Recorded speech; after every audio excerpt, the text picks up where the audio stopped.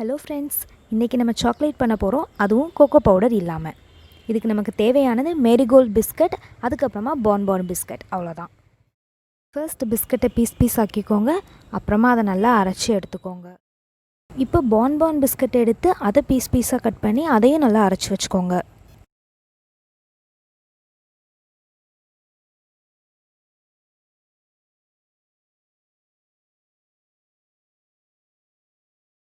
இப்போ இந்த 2 பிஸ்கட் பவுடரையும் நல்லா மிக்ஸ் பண்ணிக்கோங்க.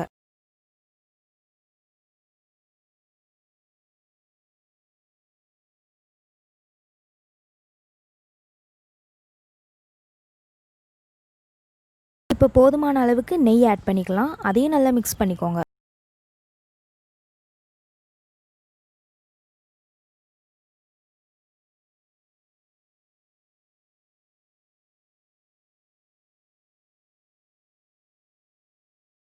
லாஸ்ட்டாக இப்போ கொஞ்சம் போல் பால் ஆட் பண்ணி அதை நல்லா மிக்ஸ் பண்ணிக்கோங்க.